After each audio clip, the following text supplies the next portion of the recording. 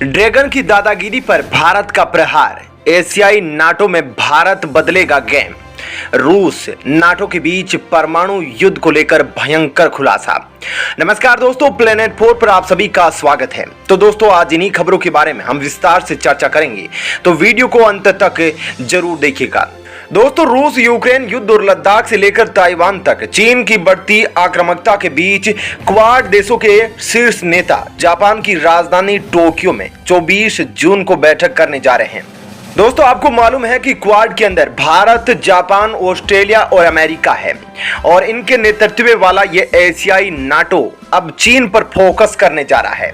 विशेषज्ञों के मुताबिक भारत निकट भविष्य में अमेरिका के साथ अपनी नजदीकी भागीदारी को सैन्य गठबंधन में नहीं बदलने जा रहा है, लेकिन इसने चीन में नई दिल्ली को लेकर होने वाली बहस में प्रमुखता हासिल कर ली है। दोस्तों, कहीं ना कहीं चीन को एशिया में अमेरिकी गठबंधनों के साथ रहने की आदत हो गई है, लेकिन अगर इसमें भारत शामिल हो जाता है तो चीन को कंपी छूटना लाजमी है। तो पूरा खेल बदल जाएगा अगर भारत इसमें शामिल हो जाता है।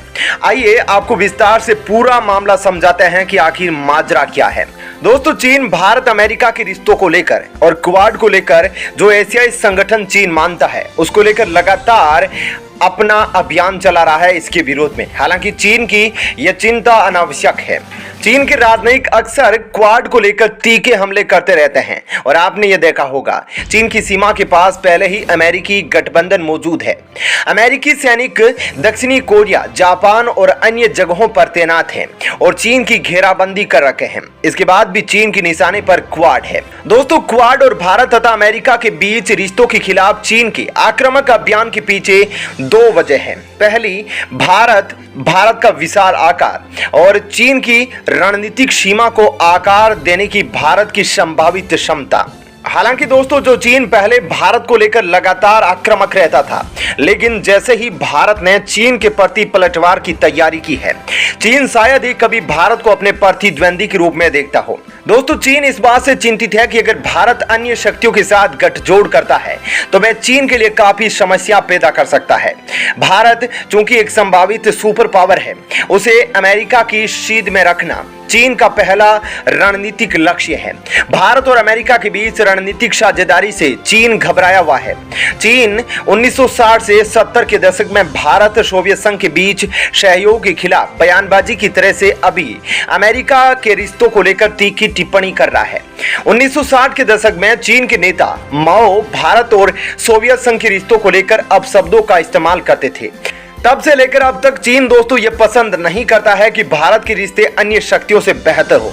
चीन के इस बयानबाजी में अब तेजी आई है जब अमेरिका में ट्रंप प्रशासन आया और उसने साल 2017 में क्वाड का गठन किया था और क्वाड के रूप में एक नई ऊर्जा चीन के खिलाफ भरी थी। दूसरा फैक्टर दोस्तों यह है कि चीन अमेरिकी विरोधी भावनाओं को भारत में भड़का रहा है और एशियाई एकजुटता तथा पश्चिमी देशों के साथ गठबंधन नहीं करने पर बल दे रहा है। भारतीय सत्ता के गलियारों में कई ऐसे लोग हैं जो ये सोचते हैं अगर हम अमेरिका के करीब जाते हैं तो इससे चीन भड़क सकता है। चीन को लगता है कि उसकी चेतावनी से भारत में अमेरिका को लेकर और ज्यादा असहजता बढ़ेगी। चीनी प्रशासन भारत को यह चेतावनी दे रहा है जब खुद उसका अमेरिका के साथ भागीदारी का लंबा इतिहास रहा है। अमेरिका चीन का यह रिश्ता राष्ट्रपति निक्सन के कार्यकाल में 1970 के दशक में शुरू हुआ था। वहीं भारत लंबे समय से अमेरिका के साथ रिश्तों में एक उचित दूरी बनाए रखा है। हाल ही के वर्षों में भारत और अमेरिका के बीच दोस्तों रिश्ते बढ़े हैं, लेकिन भारत ने अपनी रणनीतिक स्वायत्तता को बरकरार रखा है। यही वजह है कि भारत ने क्वाड के अन्य सदस्यों के विपरीत यूक्रेन युद्ध में रूस की आलोचना नहीं की। चीन को भारत अमेरिकी दोस्ती से दिक्कत है, लेकिन अमेरिका पाकिस्तान की दोस्ती से कोई परेशानी नहीं है। अमेरिका में बाइडेन प्रशासन के आने के बाद क्वाड को एक नई गति मिली है। बाइडेन के कार्यकाल में यह क्वाड का तीसरा शिखर सम्मेलन होने जा रहा है। चीन के विदेश मंत्री वांग यी ने पहले क्वाड को समुद्र की फैन करार दिया था, लेकिन वे अब इसे खतरनाक मानते हैं। दोस्तों, भारत का क्वाड देशों के साथ रिश्ता चीन को टेंशन में डाल दिया है। वे भारतीय सेना और अमेरिका के बीच रिश्तों को एक बड़ा खतरा मान रहे हैं। चीनी विश्लेषकों का कहना है कि भारत लद्दाख में चल रहे तनाव का इस्तेमाल अमेरिका के साथ सैन्य सहयोग को बढ़ाने में कर रहा है। राजा मनमोहन कहते हैं कि अमेरिका ने भी भारत और रूस की दोस्ती को मान लिया है और जानता है कि इसे एक झटके में खत्म नहीं किया जा सकता। वहीं भारत और चीन के बीच प्रतिस्पर्धा अभी जल्दी खत्म नहीं होने जा रही है। चीन सीमा विवाद को सुलझा सकता है, लेकिन वह भारत के खिलाफ अपने एकमात्र रणनीतिक लाभ को खोना नहीं चाहता है। वहीं भारत और क्वाड देशों के बीच रिश्ते और ज्यादा मजबूत होते जा रहे हैं। वहीं दोस्तों दूसरी खबर की ओर बढ़े तो दोस्तों यूक्रेन में चल रही भीषण जंग के बीच दुनिया के शीर्ष परमाणु वैज्ञानिकों ने न्यूक्लियर बम को लेकर चेतावनी दे दी है।